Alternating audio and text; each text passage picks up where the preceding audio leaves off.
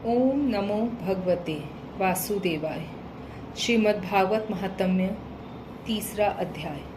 भक्ति के कष्ट की निवृत्ति।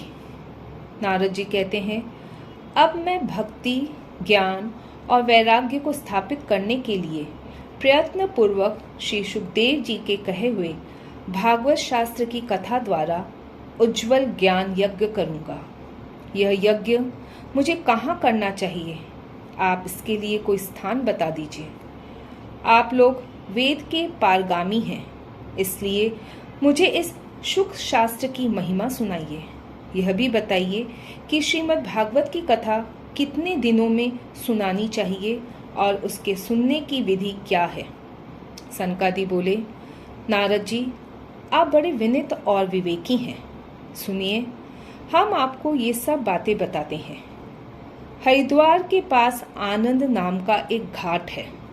वहाँ अनेकों ऋषि रहते हैं तथा देवता और सिद्ध लोग भी उसका सेवन करते रहते हैं। भांति भांति के वृक्ष और लताओं के कारण वह बड़ा सघन है और वहाँ बड़ी कोमल नवीन बालू बिछी हुई है। वह घाट बड़ा ही सुरम्य और एकांत प्रदेश में है। वहाँ हर समय सुनहले कमलों की सुगंध आया करती है। उसके आसपास रहने वाले सिंह, हाथी आदि परस्पर विरोधी जीवों के चित्त में भी वैर भाव नहीं है। वहाँ आप बिना किसी विशेष प्रयत्न के ही ज्ञान यज्ञ आरंभ कर दीजिए। उस स्थान पर कथा में अपूर्व रस का उदय होगा। भक्ति भी आप अपनी आंखों के ही सामने निर्बल और जरा जीर्ण अवस्था में पड़े हुए ज्ञान और वैराग्य को साथ लेकर वहां आ जाएगी। क्योंकि जहां भी श्री भागवत की कथा होती है, वहां ये भक्ति आदि अपने आप पहुंच जाते हैं। वहां कानों में कथा के शब्द पढ़ने से ये तीनों तरुण हो जाएंगे। सूत जी कहते हैं, इस प्रकार कहकर नारद जी के साथ सनकादि भी श्रीमद् भागवत कथामृत का पान करने के लिए वहां से तुरंत गंगा तट पर चले आए।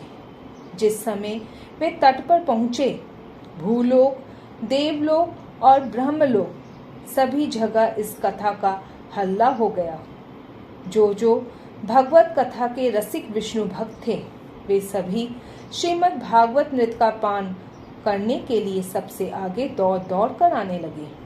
भृगु, वशिष्ठ, च्यवन, गौतम, मेधातिथि, देवल, देवरात, परशुराम, विश्वामित्र, शाकल, मार्कंडेय, दत्तात्रेय, पीपलाद, योगेश्वर, व्यास और पराशर, छायाशुक, जाजली और जिह्नु आदि सभी प्रधान मुनिगण अपने अपने पुत्र, शिष्य और स्त्रियों समेत बड़े प्रेम से वहां आए।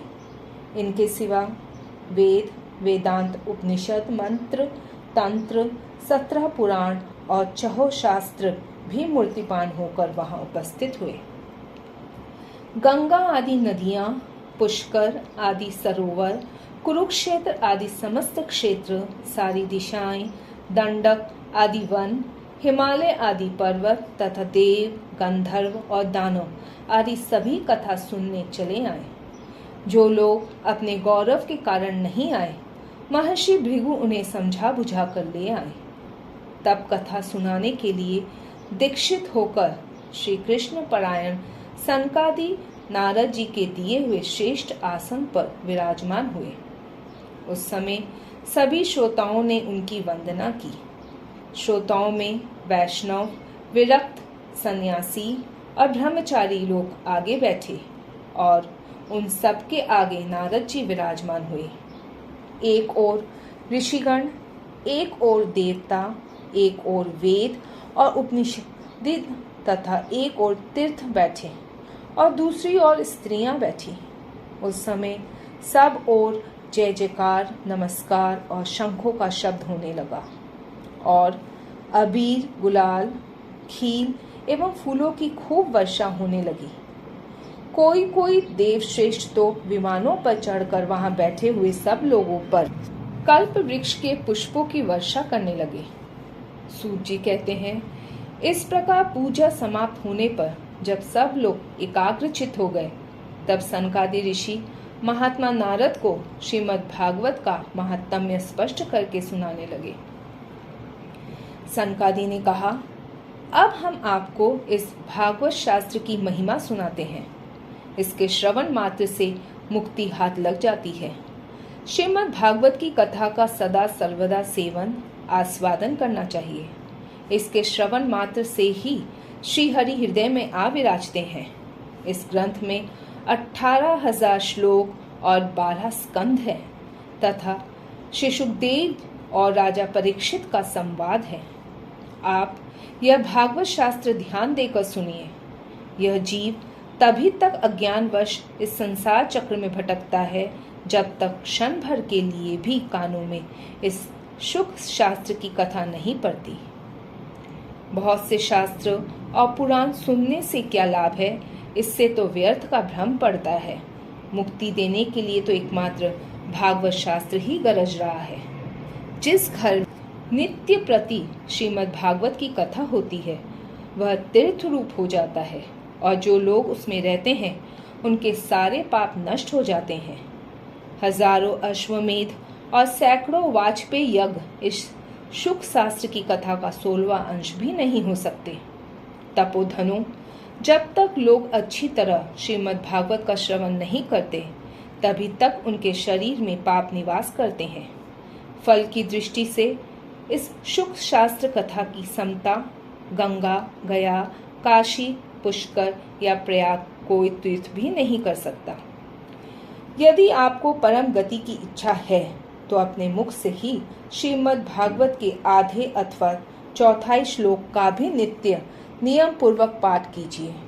ओमकार, गायत्री, पुरुष सूक्त, तीनों वेद, श्रीमद् भागवत, ओम नमो भगवते वासुदेवाय, यह द्वादशाक्षर मंत्र 12 मूर्तियों वाले सूर्य भगवान, प्रयाग, संवत स्वरूप, काल, ब्राह्मण, अग्निहोत्र, गौ, द्वादशी तिथि, तुलसी, वसंत ऋतु और भगवान पुरुषोत्तम, इन सब में बुद्धिमान लोग वस्तुतः कोई अंतर नहीं मानते। जो पुरुष अहर्निश अर्थ सहित श्रीमद् भागवत शास्त्र का पाठ करता है उसके करोड़ों जन्मों का पाप नष्ट हो जाता है, इसमें तनिक भी संदेह नहीं है। जो पुरुष नित्य प्रति भागवत का आधा या चौथाई श्लोक भी पढ़ता है उसे राशियों और अश्वमेध यज्ञों का फल मिलता है। नित्य भागवत का पाठ करना, भगवान का चिंतन करना, तुलसी को सींचना और गौ की सेवा करना, ये चारों समान है। जो पुरुष अंत समय में श्रीमद् भागवत का वाक्य सुन लेता है उस पर प्रसन्न होकर भगवान उसे बैकुंठ धाम देते हैं। जो पुरुष इसे सोने के सिंहासन पर रखकर विष्णु भक्त को दान करता है वह अवश्य ही भगवान का सायुज्य प्राप्त करता है। जिस दुष्ट ने अपनी सारी आयु में चित्त को एकाग्र करके श्रीमद् भागवत मृत का थोड़ा सा भी रसवादन नहीं किया उसने तो अपना सारा जन्म चांडाल और गधे के समान व्यर्थ ही गवा दिया। वह तो अपनी माता को प्रसव पीड़ा पहुंचाने के लिए ही उत्पन्न हुआ। जिसने इस सुख शास्त्र के थोड़े से भी वचन नहीं सुने वह पापात्मा तो जीता हुआ ही मुर्दे के समान है। पृथ्वी के भार स्वरूप उस पशु तुल्य मनुष्य को धिक्कार है। यूं स्वर्गलोक में देवताओं में प्रधान इंद्रादि कहा करते हैं। संसार में श्रीमद् भागवत की कथा का मिलना अवश्य ही कठिन है।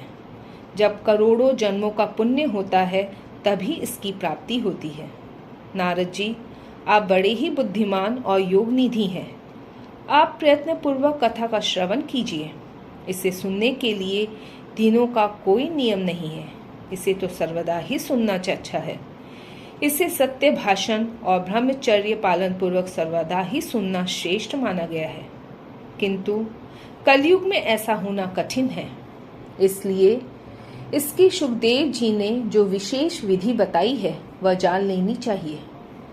कलयुग में बहुत दिनों तक चित्त की वृत्तियों को वश में रखना, नियमों में बंधे रहना और किसी पुण्य कार्य के लिए दीक्षित रहना कठिन है। इसलिए सप्ताह श्रवण की विधि है।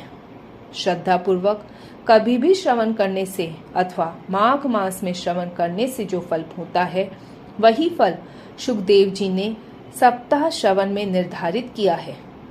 मन के असंयम, रोगों की बहुलता और आयु की अल्पता के कारण तथा कलयुग में अनेकों दोषों की संभावना से ही सप्ताह श्रवण का विधान किया गया है। जो लोग फल, तप, योग और समाधि से भी प्राप्त नहीं हो पाता, वह सर्वांग रूप से सप्ताह श्रवण से सहज में ही मिल जाता है। सप्ताह श्रवण यज्ञ से बढ़कर है, व्रत से बढ़कर है, तप से कहीं बढ़कर है, तीर्थ सेवन से तो सदा ही बड़ा है, योग से बढ़कर है, यहाँ तक कि ध्यान और ज्ञान से भी बढ़कर है। अजी, इसकी विशेषता का कहाँ तक वर्णन करें, यह तो सभी से बढ़ चढ़कर है। शौनक जी ने पूछा, सूत जी, यह तो आपने बड़े आश्चर्य की बात कही।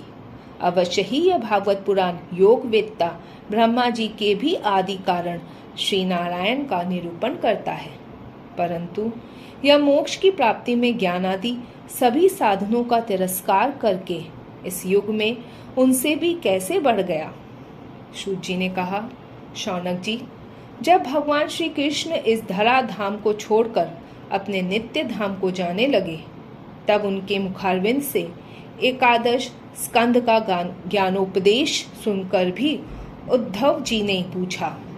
उद्धव जी बोले, गोविंद, अब आप तो अपने भक्तों का कार्य करके परम धाम को पधारना चाहते हैं, किंतु मेरे मन में एक बड़ी चिंता है, उसे सुनकर आप मुझे शांत कीजिए। अब घोर कलिकाल आया ही समझिए, इसलिए संसार में फिर अनेकों दुष्ट प्रकट हो जाएंगे। उनके संसर्ग से जब अनेकों सत्पुरुष भी उग्र प्रकृति के हो जाएंगे, तब उनके भार से दबकर यह गो रूपिणी पृथ्वी किसकी शरण में जाएगी। कमल नयन, मुझे तो आपको छोड़कर इसकी रक्षा करने वाला कोई दूसरा नहीं दिखाई देता, इसलिए भक्त वत्सल, आप साधुओं पर कृपा करके यहाँ से मत जाइए। भगवान, आपने निराकार और चिन्ह मात्र होकर भी भक्तों के लिए ही तो यह सगुण रूप धारण किया है, फिर भला आपका वियोग होने पर वे भक्तजन पृथ्वी पर कैसे रह सकेंगे। निर्गुणोपासना में तो बड़ा कष्ट है, इसलिए कुछ और विचार कीजिए। प्रभास क्षेत्र में उद्धव जी के ये वचन सुनकर भगवान सोचने लगे कि भक्तों के अवलंब के लिए मुझे क्या व्यवस्था करनी चाहिए। शौनक जी, तब भगवान ने अपनी सारी शक्ति भागवत में रख दी।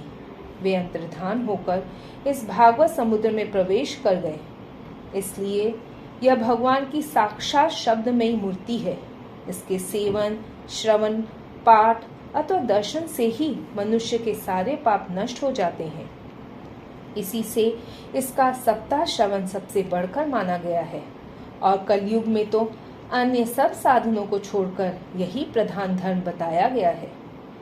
कली काल में यही ऐसा धर्म है जो दुख, दरिद्रता, दुर्भाग्य और पापों की सफाई कर देता है तथा काम, क्रोधादि शत्रुओं पर विजय दिलाता है। अन्यथा भगवान की इस माया से पीछा छुड़ाना देवताओं के लिए भी कठिन है। मनुष्य तो इसे छोड़ ही कैसे सकते हैं। अतः इससे छूटने के लिए भी सप्ताह श्रवण का विधान किया गया है। सूत जी कहते हैं, शौनक जी, जिस समय संकादी मुनीश्वर इस प्रकार सप्ताह श्रवण की महिमा का बखान कर रहे थे, उस सभा में एक बड़ा आश्चर्य हुआ। उसे मैं तुम्हें बतलाता हूँ, सुनो। वहाँ तरुणावस्था को प्राप्त हुए अपने दोनों पुत्रों के साथ लिए विशुद्ध प्रेम रूपा भक्ति बार बार श्री कृष्ण गोविंद हरे मुरारी, हे नाथ नारायण वासुदेव आदि भगवानों नामों का उच्चारण करती हुई अकस्मात प्रकट हो गई। सभी सदस्यों ने देखा कि परम सुंदरी भक्ति रानी भागवत के अर्थों का आभूषण पहने वहां पधारी। मुनियों की उस सभा में सभी यह तर्क वितर्क करने लगे कि ये यहाँ कैसे आई, कैसे प्रविष्ट हुई। तब सनकादि ने कहा, ये भक्ति देवी अभी अभी कथा के अर्थ से निकली है। उनके ये वचन सुनकर भक्ति ने अपने पुत्रों समेत अत्यंत विनम्र होकर सनत कुमार जी से कहा। भक्ति बोली, मैं कलयुग में नष्ट प्राय हो गई थी। आपने कथामृत से सींच कर मुझे फिर पुष्ट कर दिया। अब आप यह बताइए कि मैं कहाँ रहूं? यह सुनकर सनकादि ने उससे कहा, तुम भक्तों को भगवान का स्वरूप प्रदान करने वाली हो, अनन्य प्रेम का संपादन करने वाली और संसार रोग को निर्मूल करने वाली हो। अतः तुम धैर्य धारण करके नित्य निरंतर विष्णु भक्तों के हृदयों में ही निवास करो। ये कलयुग के दोष भले ही सारे संसार पर अपना प्रभाव डाले, किंतु वहां तुम पर इनकी दृष्टि भी न पड़ सकेगी। इस प्रकार उनकी आज्ञा पाते ही भक्ति तुरंत भागवत भक्तों के हृदय में जा विराजी। जिनके हृदय में एकमात्र श्रीहरि की भक्ति निवास करती है, वे त्रिलोकी में अत्यंत निर्धन होने पर भी परम धन्य है, क्योंकि इस भक्ति की डोरी से बंधकर तो साक्षात भगवान भी अपना परम धाम छोड़कर उनके हृदय में आकर बस जाते हैं। भूलोक में यह भागवत साक्षात पर ब्रह्म का विग्रह है। हम इसकी महिमा कहाँ तक वर्णन करें? इसका आश्रय लेकर इसे सुनाने से तो सुनने और सुनाने वाले दोनों को ही भगवान श्री कृष्ण की समता प्राप्त हो जाती है। अतः इसे छोड़कर अन्य धर्मों से क्या प्रयोजन है?